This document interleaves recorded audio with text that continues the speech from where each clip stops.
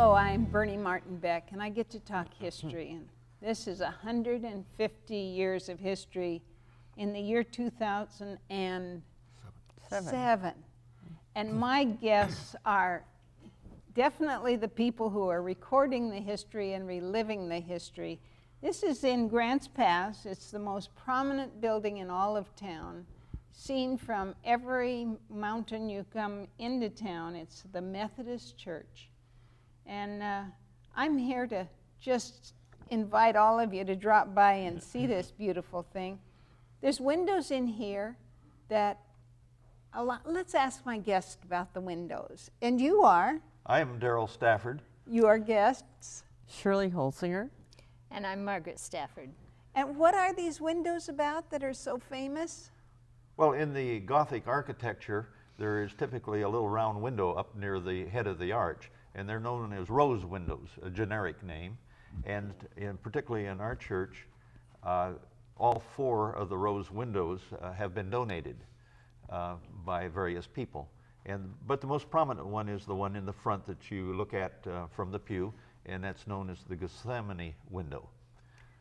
And it is beautiful. But let's get acquainted with your church. This is when I walk in the door. Yes, you're walking in the door from 6th Street. And what do I see? These are gorgeous pews, gorgeous lattice, I don't know, do you call it lattice work? Bows there. Well, it's interesting that the plans for the church, when they built it, were for the structure only, not the interior. And it was Hammond Kinney, of the local architect for the Sugar Pine Door and Lumber Company, who did the design work on the inside. And Kinney later became manager and president of the Sugar Pine Door Company. But he did the design work in there, and it was local craftsmen that actually built that. A good share of it is sugar pine wood, very beautiful wood. The pews are sugar pine. Most all of the work is sugar pine, bull pine, except for the panels of the wainscot, the way up in the front behind the altar there. Those panels have bird's eye pine in them. They're just beautiful. And one of the things, you can look at the church and walk in and be hit by the massiveness of its size, of the woodwork around, the bolsters, but then stop and look along the wainscot, and there's the bird's eye in there, all kinds of designs, ribs around it, rosettes in all four corners, and the way it goes around the building. At the pew, as you were talking about, as you walk down the aisle and you'd want to put your hand there, you might look around the corner and find that there's an inlay laying on that, every one of them. The little spindles in the back of the pews are made of laurel and manzanita, and they were turned out specially to go down through there. Just a lot of craftsmanship from several people of the Sugar Pine Door Company that did that work. And that lumber company went up in smoke, did it? One of their pieces did. They had many places around. But this remains. Oh, yes. Isn't that beautiful? Yes. Well, introduce us to the rest of the family. Shirley Holzinger is on the Sesquicentennial team and helping us celebrate the 150 years. And we've been celebrating it along the whole year. It hasn't been just an event. We've been stretched it out over the full time. And then we have Margaret Stafford, my wife, and she's church historian, and she digs into lots of books and things to find the details. Wife of how many years? 56 years, and we were married in the Newman church there. Oh, you were? Mm-hmm. Oh, I wish we had a picture of your wedding. Do you have such? Yes, we do. Oh, I've been to weddings in there. It's just a beautiful, beautiful place. And it has served in so many capacities. The year of the first fire, you want to tell us just a little bit about that heartbreak? You'd flip that down, okay. And then it shows the fire. Actually, that was on October 1st, 1980. and it was a very hot day in Grants Pass. I think it was close to 100. And our Epworth Hall had just been torn down. It was a building between the education building and the sanctuary building. And in the basement of that building, there happened to be indoor-outdoor carpet, which was glued down to the floor. And they need to put the footings for the new organ chamber down, which was going to be attached to the sanctuary building.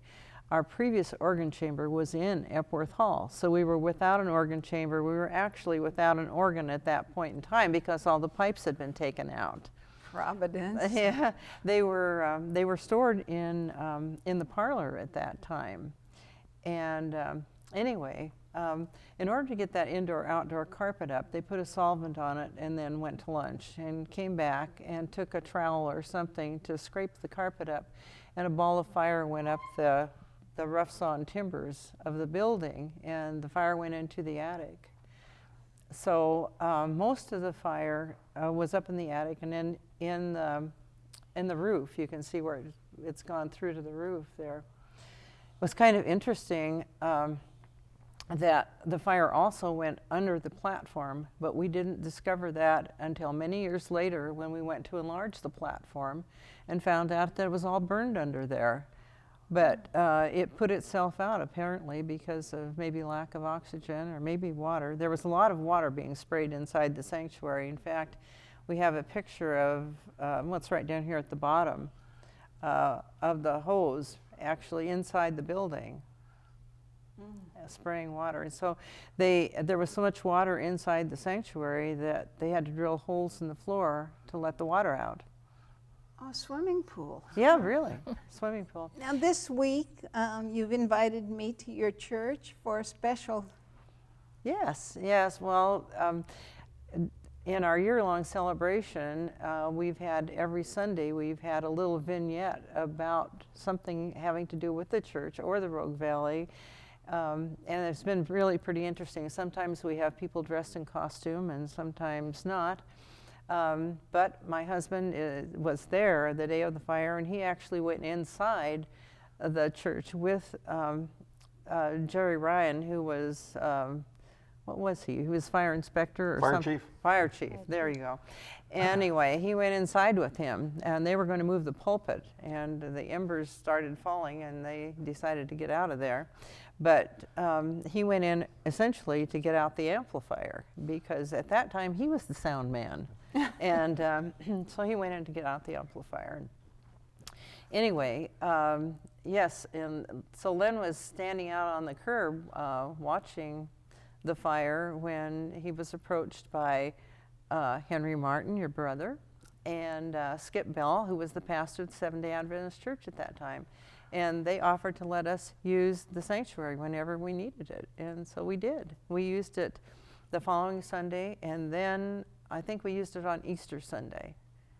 Well, I've heard this story from several people because there was a restaurant right across the way, and in a historic building, and they were dining there. And then Irvily Dayton, my dear friend, had lived right across the street. And the three of them, I understood, stood and wept.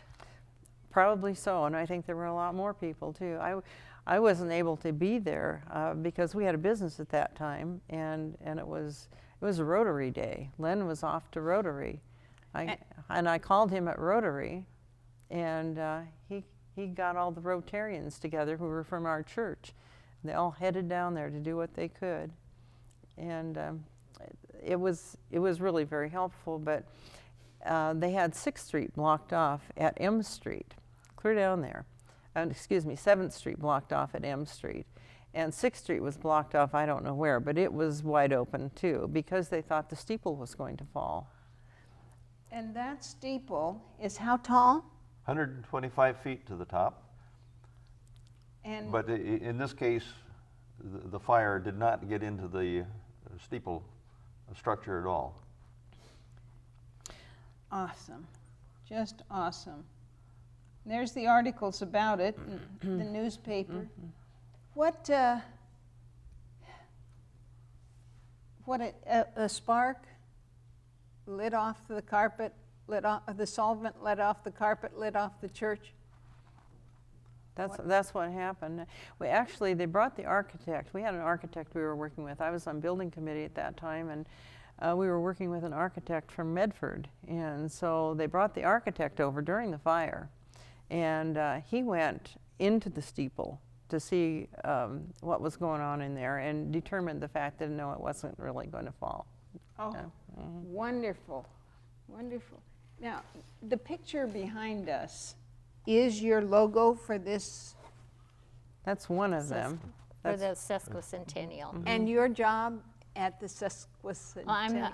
I'm the present church historian, so I have been trying to dig into the articles, our Mondays Make History articles that Darrell and I have.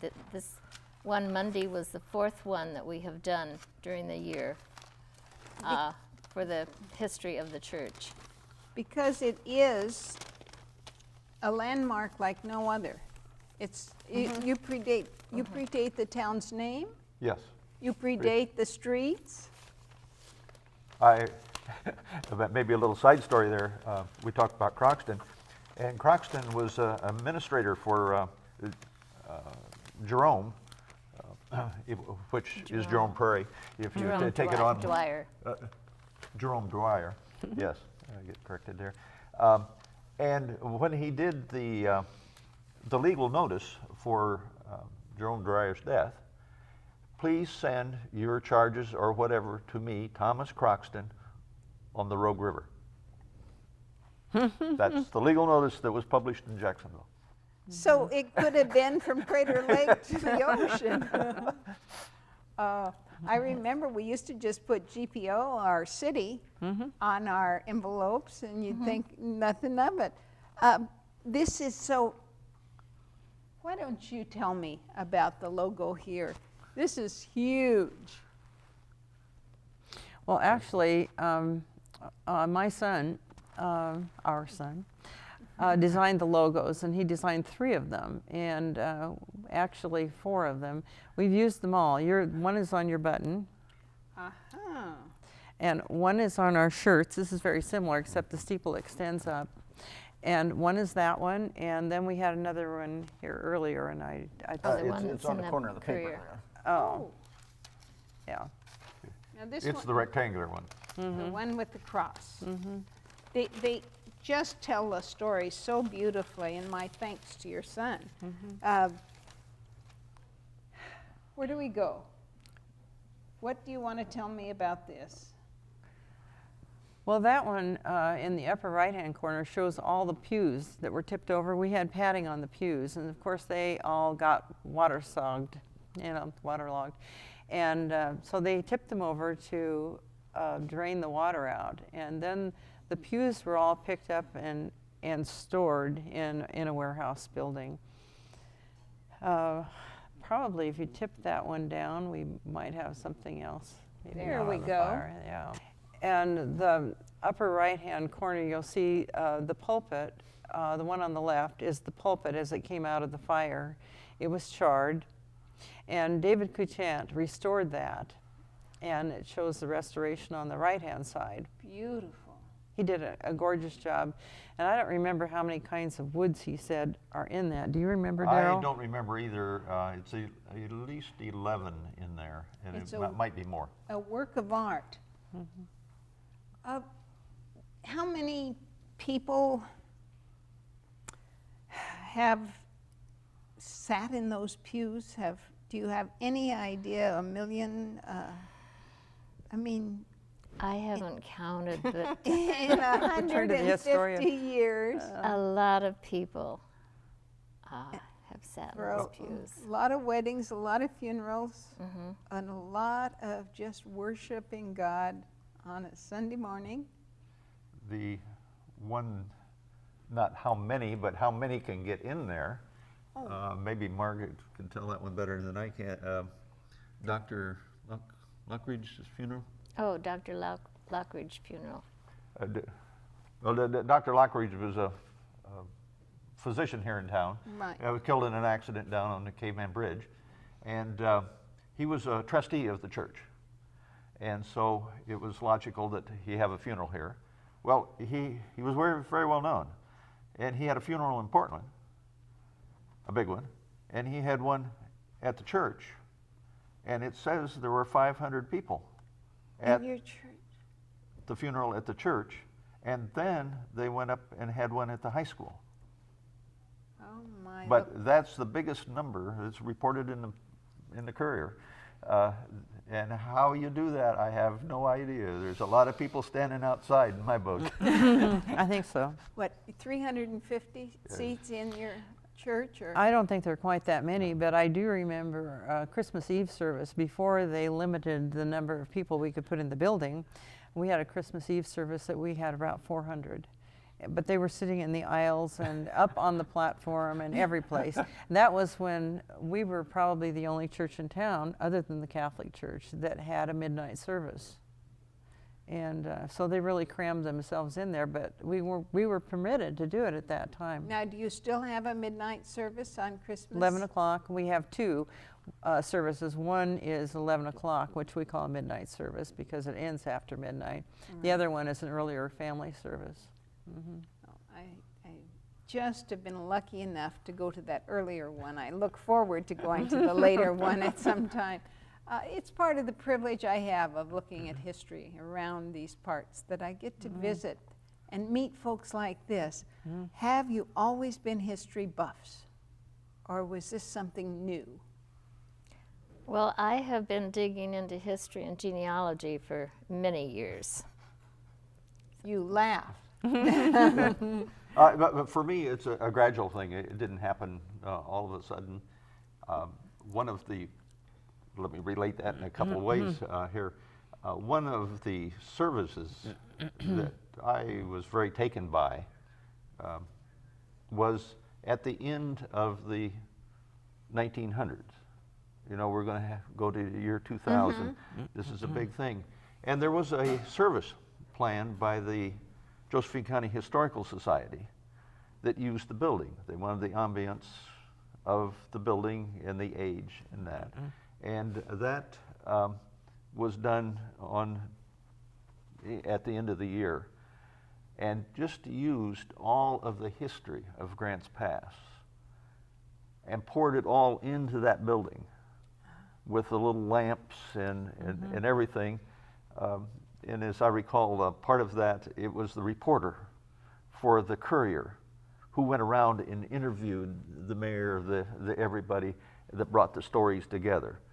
And it was just a beautiful setting, a timing that really touched me in history pulled together. Because you've been with the Historic Society as long as I have, right? Yes. Let Yeah. see. Well, I've been a member of the Historical Society since 1962. Oh, you predate me by a ways. I invite all of you folks that are watching, just write your history, contact your hometown, give them the gift of your memories. It's so important. What would you like people who can tell you about your church to do? Would you like them to audio tape, or do you have an archives album you'd welcome their remembrances? Yes, we could do all of that. One of the projects that we have in this Sesquicentennial time that has been very hard to pull off the ground is oral histories. One of the things we would really like to have is interviews of people, and in depth, not too different than what we're doing here, but on an individual basis, their memory, why did they come to Grants Pass, and how did the church affect their lives? And that we would see pulling together would be very valuable for the church. Sounds like a dovetail to me. You know, that's where I met Marge Varner, was in your church. And of course, it was an afternoon function. And how could I pick Marge out in a crowd? She had a hat on. She was wearing a hat. I have one of her hats. Do you? Oh, well, next time you come to do an I shall interview, wear her please hat. wear a Marge hat. I was fortunate enough to do hers. Family of 5 children, and each one has a lovely story. And the Clausens and the come on. It's her sister's name. I lost it. But anyhow, these are just incredible people who were, should we say, fixtures of your church? Or we've had many of them, and the Acklins, for instance, people still remember the Acklins because they haven't been gone that long. Ruth Acklin and Jerry Acklin. from the newspaper, right? The From Courier. the newspaper. And you know, one of the things in an earlier picture I found, I said, oh, this was before the reinforcement went in. And who was it said? Oh, you're talking about the cables. Yes, the they're- cable. Yeah, the cables went in 1953, and Clark Cummings put those in Because? because the structure was separating. Wouldn't you say? Just There's like all of the cathedrals of Europe, they begin to spread. And you'll find cables in most of those, and that's the structural way to do it, is to put the diagonal cables in, tighten them up, and hold the columns vertical. One kid I talked to, that was his favorite part of your church, was to sit there. I'm sure he was an engineer who sat there and dreamed those cables. Yeah, that's a favorite place to hang things. People always want to hang things on them, but we've been told not to do that. They're checked regularly for stress and for length, and the trustees, we've got a very good trustees group, and they do a lot of work to keep this facility and its history together. It's wonderful. Each one of you has a personal story. You mentioned your wedding. Yes, when we were married there, he was a member there and I was a member of the Baptist church. But we decided to be married there because it was such a beautiful church. Oh. And then we promptly left for Illinois for 45 years and before we came back. Aha. So, Another one that you have to leave town to get enough money Yes, that you can afford to yes. come back home. right. You understand? We only went to Washington and California. We didn't quite do that. What's the church mean to you? What does it? Well, Simple. as far as memories, all four of our parents had memorial services there. We had memorial service for all four. My parents moved here in 1983 because we lived here and they felt they should be close to family, having lived in Lake Tahoe, which wasn't friendly to older people, especially with all the snow. My mother used to get on the roof and shovel snow.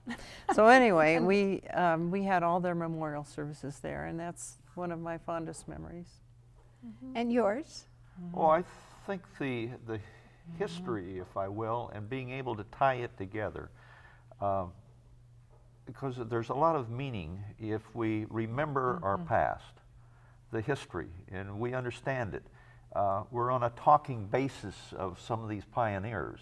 You know, the clothes they wore, the hat they had, and that they bought their boots down in Jacksonville. So remembering that past, now stand here and live today. Don't live in the past, live today, but remember it. And then when you're in that position, then start envisioning where's the future and where are you going. And you can't predict that totally, but you keep looking that way. So I see 3 stages there, and it's being in all 3 of them at the same time. And this church allows me to do that in a way that I haven't found anywhere else. Indeed, you're right, because it is heart. It has so much heart and soul. Thank you for making our town something unique. I guess I should thank the predecessors of yours. Well, I think it's the people, if I will, right after, well, before and after, but I think after the fire, that decided that church should be there. It would have been easy at that point to say, tear it down, we'll go somewhere else. But there was a conscious decision to be a part of the community, and it was worth the time and the money to bring that back up. Because it was so damaged. The restoration, do you have any idea of the price, or did you have a lot of free labor? Or The restoration project was somewhere over $300,000, but that was, 1980 money, so it would be when dollars were round? That's right. It would be a whole lot more at this point in time, but it was an extensive project. And how did you get involved in that? I was on building committee at that time. They put me on that for some reason. I'm not sure why, but maybe the music. Now, were you involved in? No, I was not here at that time. That was part of the 45 years that we were missing from here. I understand. Now, so it's the music, fortunately or providentially, the organ and the pipes and all that weren't there. They weren't there until we finished the restoration, because Epworth Hall had come down and the organ chamber was gone. So until the restoration was finished, we used piano. Well, that's kind of old-fashioned, isn't it? Yeah. Piano or pump organ? We didn't have that pump organ at that time. Oh, what a joy. I remember as a little kid going to church and I'd put my feet, I just loved a pump organ. And the kid in me still does. You're welcome to come play it anytime.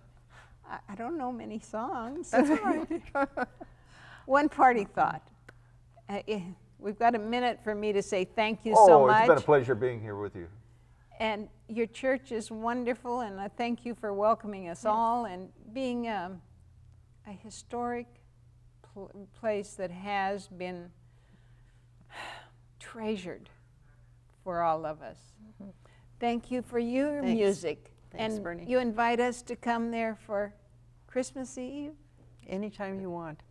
and the music just wafts. We're known as the church with the open door, Oh, thank you. And I the know. open heart. Oh, I find it so. I'm Bernie Martin Beck saying thanks for touring back in history a long ways with me today. 150 years.